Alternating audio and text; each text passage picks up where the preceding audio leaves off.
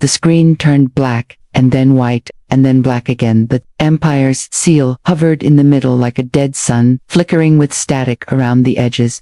And then, without warning, without fanfare, the seal vanished, and the image came into view. The camera shaky and breathing hard as if the one holding it feared for their life, or perhaps had none left to lose to. Figures on their knees shackled at the wrists and ankles, heads bowed but not in surrender, not in fear, only in waiting. The boy was younger, maybe 15, with dried blood crusting down his cheek, and his clothes torn across the shoulder. The girl, older, by only a year, maybe 2, lifted her chin slowly, and met the lens with eyes full of something ancient and dangerous. Behind them stood soldiers clad in armor that drank the light black exosuits, rimmed with red pulses, masks covering their faces, but the air around them thick with the knowledge that they were human, and that somehow made it worse. They stood still, silent, like statues from a nightmare, waiting for someone else to speak, waiting for something to begin. Around the siblings, the ground was cracked. Metal, old blood stained across its seams. The platform. They knelt, unrattled slightly with the wind, but no one moved, no one spoke. The air buzzed with a silence more violent than sound. Suddenly, a low voice filled the broadcast, coming not from any mouth but from all around, from hidden speakers embedded in every corner of the galaxy, from the very infrastructure of Empire communication. It said, "This is the sentence passed down by the Tribunal for Crimes against the Galactic Order, for transmitting treasonous information, for aiding the rebellion, for inciting civilian unrest." The girl's lip curled slightly, but she said nothing. The boy lifted his eyes just enough to see the soldier's one hand twitched as if wanting to reach for her, but he remained still. The voice continued, "Their punishment is death, by live execution followed by incineration under Protocol Ember. The sentence is final and irreversible. This feed is mandatory for all sectors under Tier 1 jurisdiction in every station, every dome city, every hydro farm, and orbital fortress." People watched screens that could not be shut off, not muted, not blacked out. Entire families frozen place, frozen forks, frozen cups, frozen thoughts, caught between outrage and curiosity, between disgust and disbelief. A girl spoke only once, in a voice that shook but never cracked. "We are not the enemy. We are your proof, your warning. They will call us traitors because we saw what they did, and we showed it to you." Voice ignored her, and a timer appeared at the bottom right of the screen. 10 minutes.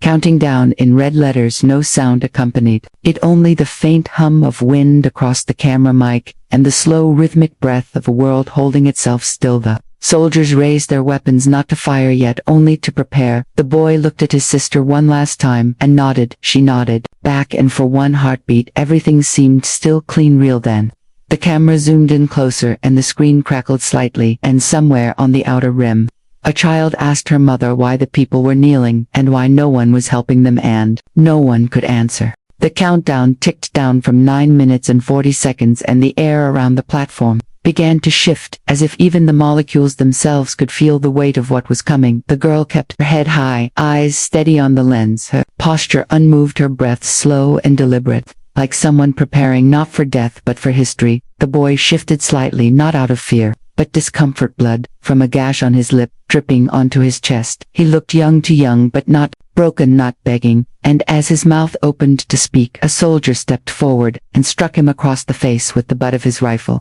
A dull sound against flesh and bone, a sound that echoed through every speaker across the galaxy. He did not cry out, he only blinked through the blood, blinked once, then twice, then turned his head slowly toward his sister, as if waiting for her to say something to make it all make sense.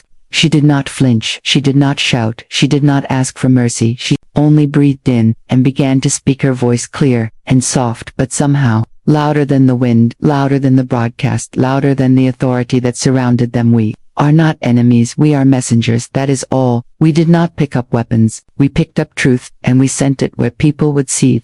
Camera moved closer, the image tightening on her face, on her cracked lips and sharp eyes and skin pale from the cold wind and the hunger of waiting. The guards made no move to silence her. Not yet, not with the world watching, and maybe not ever. Maybe some part of them wanted it to be remembered. "We showed them the video," she said. "We showed them the ships with no markings. We showed them the hospital burning. We showed them the children screaming in domes that were supposed to be safe, and we were told to forget, to delete, to disappear." Her voice did not shake, her words did not stumble. The broadcast fed her image into every screen, every visor, every neural lens, until her face became more than a face. It became a symbol, a signal, a breaking point. And then she turned to the boy, and he looked back at her, and for a moment the countdown froze, or seemed to the audience. Maybe it kept ticking, but no one noticed. He smiled, blood between his teeth. He smiled and whispered, "I am not afraid," she said. "I never was." The soldiers did not speak, they only waited, the red glow of their visors catching the flicker of the platform lights, the hum of power beneath them deep and rising. The world kept watching, farmers frozen in their fields, miners in their rigs, pilots on their routes, children holding their breath without knowing why. The voice returned only briefly, "The tribunal thanks you for your attention." And then the screen pulsed again, and the image zoomed out, and the countdown kept falling, now past 6 minutes and counting. And somewhere far away, someone tried to shut off their screen, and found they could not. And someone else started recording. The transmission spread like wildfire across the neural grid, faster than any official news ever had, faster than any command, faster than fear itself. Within seconds, the feed had been ripped, copied, remixed, and redistributed across every black channel, every rogue wave, every pirate signal, bouncing from asteroid routers to deep crust subnets, to abandoned relay stations in forgotten moons. They called it the Martyr Channel. Within 30 seconds, someone added subtitles. Within 40, someone added music. Within a minute, the image was being projected onto walls of domes, onto ceilings of sleeping pods, onto the open sky of fringe worlds with atmospheres thin enough for the stars to watch. No one could stop it, not even the Empire, not even with their kill switches and emergency overrides and protocol floods, because the image was too simple and too powerful. Two siblings kneeling unarmed, unbending, facing death without blinking, and daring the galaxy to see them in barrooms across the inner belt. Soldiers paused mid-drink and stared in silence. Their laughter died, their hands stilled, their orders forgotten. In Orbital Academy's instructors paused lessons as screens across classrooms turned black, then white, then live, and the young cadets watched without knowing whether to salute or to scream. On the mining rigs of Ganymede, workers dropped their tools and stood shoulder to shoulder, faces streaked with dust and disbelief. On the crystal farms of Vega, children gathered around projection plates, their parents whispering stories about truth and punishment. And the days before silence was mandatory, people began to ask questions, not just what did they do, but what did they show? What was so dangerous that death was not enough? What was so forbidden that even their ashes had to be burned? Across rebel outposts, commanders held emergency meetings, not because of a military threat, but because something had shifted. Something had pierced the veil of fear. The siblings were not part of any cell, not on any roster, and yet they had done more damage in 10 minutes than 1,000 raids of billion. Groups started chanting their ID numbers, printing them on clothes, writing them on walls, sending them across data streams in coded messages, in art, in music, in breath. The Empire tried to respond. They issued official denials. They labeled the footage staged. They accused the siblings of deep crimes, sabotage, bioterrorism, smuggling black AI, but no one cared anymore because the truth had become emotional, not factual. The image was everything. The image was enough. On the moons of Io, people gathered in silence, projecting the stream onto the ice, watching the countdown tick lower and lower. Someone lit a torch. Someone else held up a sign that read, "We see you." On far away, in the heart of the core, the Chancellor of the Empire watched the feed alone in a sealed room, face hidden by shadows, hands trembling, just slightly, whispering to no one, "We should have done this." In the dark and all across the stars, the audience stayed locked in, eyes unblinking, hearts racing, afraid to miss a second, because deep down they knew this was not entertainment, this was not news, this was the beginning of something that could never be erased. The countdown hit 2 minutes, and the hum in the background grew louder, not from the platform, not from the wind, but from the millions of voices speaking at once across systems, across sectors, across frequencies, whispers, chants, prayers, and curses, spoken into screens and walls and silence. As the moment of execution drew near, the camera angle shifted slightly, giving a full view of the platform. The two siblings still kneeling, bodies still breathing, eyes still open, defiance unshaken. The soldiers tightened their circle around them, rifles raised, hands steady, armor glinting under the synthetic floodlights that made everything look derailed. The boy looked at the weapon, aimed at his head, and then at the sky where no sun shone, only satellites, only the cold, distant stars blinking like indifferent gods. He did not cry. He did not beg, he only leaned forward slightly, as if daring the soldier to follow through. The girl kept her eyes on the camera, on the millions watching her through glass, and signal and fear. Her voice did not rise, her body did not tremble. She simply sat in absolute stillness, the kind that breaks to mea. Loud tone echoed through the speakers, one long note like the end of something, and then the voice returned. Words shattered the quiet. The soldier to the right moved. First, a sharp mechanical whine as his rifle powered up, and in one breathless second, a bolt of white-hot plasma struck the boy in the chest. He jerked back, his mouth opened, no sound came, and he collapsed forward, arms still bound, the metal under him steaming from the heat. His body twitching once, then not at all. The girl did not move, her face did not change.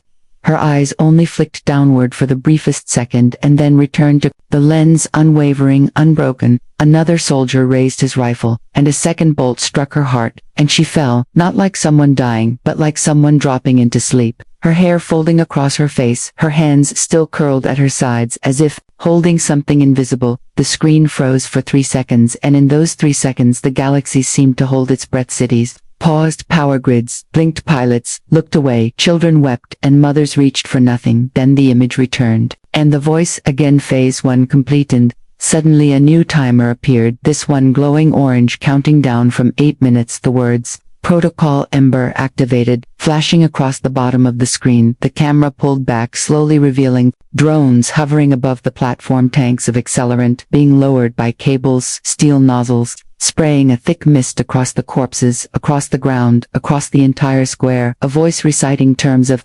purification. No remains, no icons, no graves, no martyrs across the galaxy. People stared in disbelief, trying to understand why the Empire was not satisfied with death, why fire was now the final word. And on a tiny outpost orbiting a dead star, a teenage girl whispered to her brother watching the screen, "They are afraid of what they already killed." And the timer continued to fall. The mist sprayed from the tanks in a fine, steady stream, coating every inch of the execution platform in a liquid so flammable it burned on contact with air. Yet, the drones controlled the dispersal with surgical precision, covering the corpses, the metal, the ground, the very air around it, while the orange countdown ticked down to 6 minutes and falling. The crowd watching from the nearest city was held back by steel barricades and armored patrols, but none of them moved, none of them spoke. Hundreds of them, shoulder to shoulder, families and soldiers and workers and children, all staring at the distant glow of the platform as the light from the drones reflected against the haze like a funeral pyre preparing to be born on the broadcast. The image zoomed in again, showing the bodies of the siblings, soaked in the mist, their faces still visible, their expressions unchanged, as if they had not died, as if they were still waiting, still holding on to something deeper than breath. The voice from the tribunal returned, now flat and procedural, in accordance with Imperial Sanitary Code 975, all subjects executed under Category Red Protocol shall be incinerated within 8 minutes to prevent contamination, false relic production, or psychological martyrdom. The words repeated across every screen, as if repetition could justify the fire, as if protocol could erase memory, as if burning flesh could undo the moment that millions now carried inside them like a second pulse. In the fringe zone's outrage had already taken form, not in explosions or gunfire, but in silence. The dangerous kind, the waiting kind, the kind that means everything is about to change. Messages passed through whisper networks, encoded in ancient dialects, some with only one word remembered, others using the names of the siblings as passwords, as prayers. In the core, things were more controlled, or at least appeared to be. Officials issued statements praising the speed of the tribunal and the efficiency of the execution, as if it had been a logistics task and not a moment that split history clean down the middle. And still, the timer counted down, still the drones circled above the platform, releasing bursts of containment fog. Still the fire had not come, but the fear had, and the rage and the doubt, and those things burned far longer than flame. Somewhere on a trade station near the galactic rim, a captain turned off her nav and walked out of her ship without saying a word, leaving everything behind, because she had seen the girl's face and could not carry her weapons anymore. Somewhere in a weapons lab, a young engineer locked himself in a room and looped the stream on every wall until his tears turned to steel resolve. Somewhere on an icy moon, two rebels who had never spoken to each other before stood side by side, watching the stream from opposite corners of a broken colony, and silently agreed without speaking that war had changed in a hidden vault beneath the Empire's high Command. A man in a suit with no insignia said quietly into his cum channel. Death is not enough anymore, and they all know it. And above it all, the timer reached for minute. The countdown reached 0, and for a moment nothing happened. The platform remained still. The air hung heavy with chemical mist and silence, pressed against every screen across every sector until the first burst of white flame exploded from the sky like a hammer of light sent from God's long-forgotten. The fire did not come in waves. It came all at once from above and from the sides, from hidden nozzles in the ground and from the belly of drones hovering like vultures. It swallowed the platform in less than 3 seconds, and the bodies were gone, not lifted, not burned away slowly, but erased as if they had never been there, as if memory itself was under attack. The flame did not scream, but the sound it made was worse, a low roar, a rising howl that filled every transmission channel with static and heat distortion, melting the edges of the screen until all that could be seen was the blinding pulse of fire, consuming steel, consuming flesh, consuming the idea that anything could survive. Beyond the will of the Empire, people watching in domes and deserts, and megacities stepped back, instinctively shielding their eyes, though the heat could not reach them through their screens yet. Still, they felt it, the force of it, the intention behind it, the message. This is what happens when you speak, when you reveal, when you refuse. The fire lasted longer than anyone expected, longer than it needed to, more than 10 minutes of pure, unrelenting destruction. The metal of the platform warped and cracked and finally collapsed inward, like a grave being dug by the fire itself, and still the cameras did not turn AWON. The screen trembled with interference, the edges warping, as the signal struggled to hold against the heat, as if even technology wanted to look away but was not allowed. In silent control rooms across the Empire, technicians stood, frozen hands, hovering above controls, afraid to blink, afraid to breathe, afraid to be the one who turned it off. On every colony, on every ship, in every outpost, silence fell, not just silence of sound, but the deeper silence that happens when something sacred is violated and no one knows how to process it. A boy on a farming world dropped his tools and stared open-mouthed as the screen on his barn wall cracked from the sheer brightness, and a girl in a mining station curled into herself and whispered words in a dead language, begging the fire to stop, but it did not. It burned until there was nothing left, no shape, no body, no shadow, just a blackened crater and a heat haze that made the entire world shimmer like a mirage. And then, without warning, the fire stopped and the screen went dark for a single breath before the voice returned. Protocol Ember complete, and the image returned to the crater, smoldering and empty, not even bones, not even a shell. And someone somewhere whispered, not out of fear but out of awe, they were never trying to kill them, they were trying to erase them. And someone else replied, but they forgot one thing: you cannot burn what has already become fire. The fire was gone, but its echo remained, burned into the airwaves, etched into the eyes of every person who had watched, unable to look away. Something in the silence that followed made the noise louder than the flame had ever been, and the Empire did not speak because for the first time in generations it did not know what to say, but someone else did. 20 minutes after the last ember died, a leak exploded across the net, not from a rebel cell, not from a pirate feed, but from inside the Empire, from within their own vaults. A data drop so massive it crashed 5 planetary servers in the first hour. Files, images, recordings of the siblings walking through hallways, marked restricted screenshots of military deployments, documents with the Empire's own seal attached to footage of destroyed settlements, children buried in rubble, medics sobbing in bombed clinics. It became clear in less than a minute they had not betrayed the Empire, they had exposed it. The civilians had carried information stolen, yes, but not manipulated, not altered, only revealed. They had handed it to journalists who had vanished, and then to rebels who had turned them away, and finally they released it themselves using backdoors and ghost relays and secret protocols buried in obsolete satellites. The fire had not been justice, it had been a cover-up, and the people knew it. On a luxury liner orbiting New Terra, passengers watched the leak unfold across the glass walls of their entertainment hall, until one man stood and smashed the display with his drink, yelling, "They burned truth, and now they burn with it."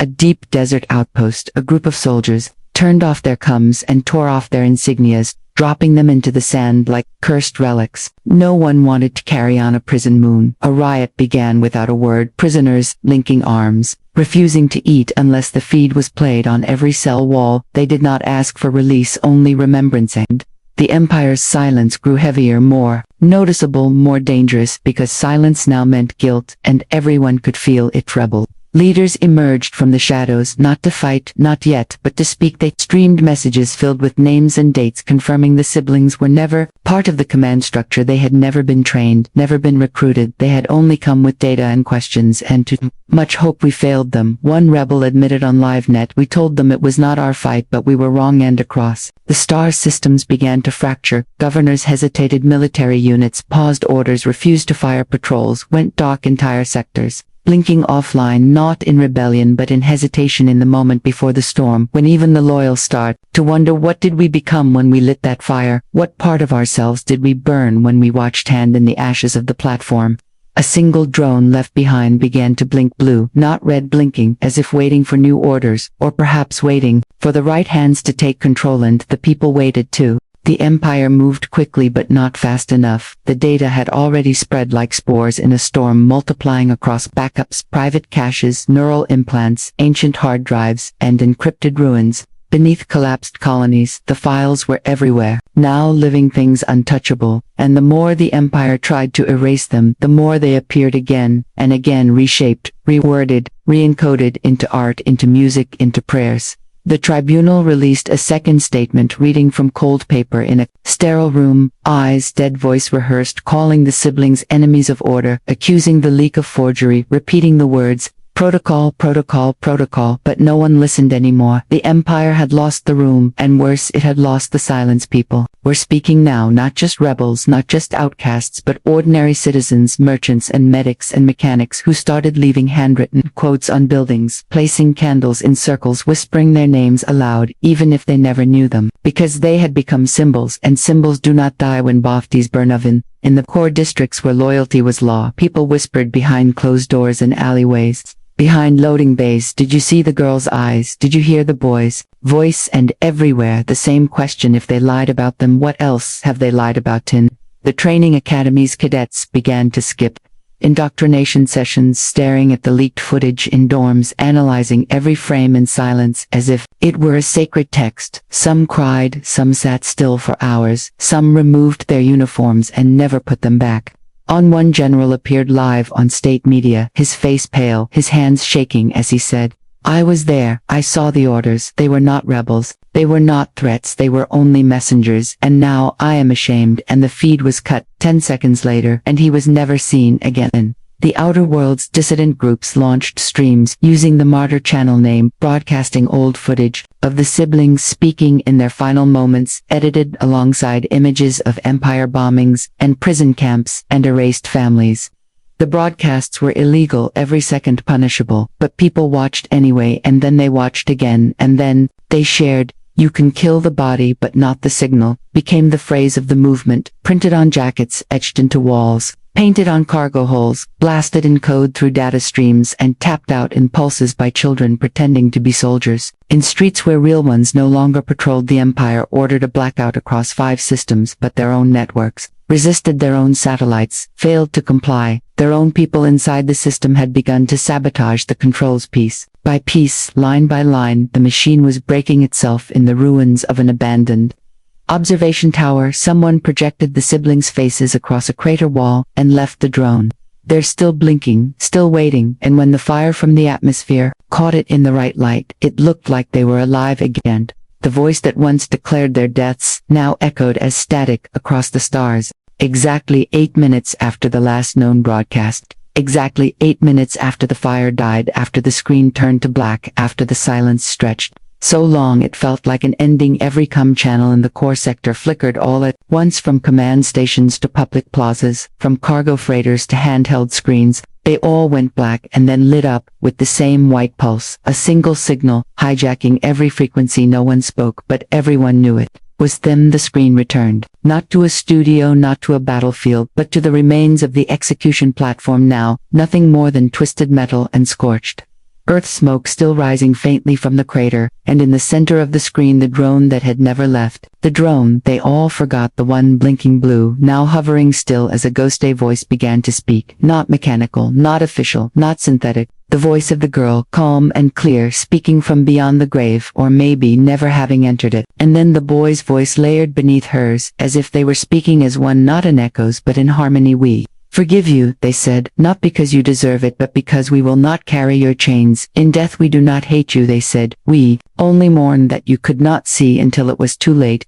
We are not gone. The image shifted and suddenly they were there, their faces untouched by fire, untouched by fear, standing in the light of a sky that could not be real, the camera circling them. Slowly, the stars burning bright behind their silhouettes like a promise. They did not smile, they did not weep, they simply stood and spoke to the galaxy. You burned us because you thought the flame would erase our truth, but fire is not the end, it is the beginning. You made us symbols, so now we will become more than that, now we will become the memory. You cannot silence the story, you cannot bury the question, you cannot answer. And across every world, people watched, not as witnesses but as participants. The broadcast was not a signal, it was a call to remember, to resist it. We built the screen began to break into pieces, like glass under pressure, but each shard showed a different thing. One world rising in protest, one soldier laying down his rifle, one child tracing the girl's face on the wall of her home, one drone blinking on in a forgotten bunker. And before the transmission ended, one final phrase appeared in text carved into the static. Not loud, not glowing, just present, just true, are still. Here the screen went dark, and this time it stayed dark, but no one moved, no one spoke, no one needed to, because the silence was no longer empty. It was full of fire, full of names, full of what comes next. And on the edge of the galaxy where the Empire's maps ended and stars still had no names, someone lit a beacon and aimed it at the sky, not for war but for return.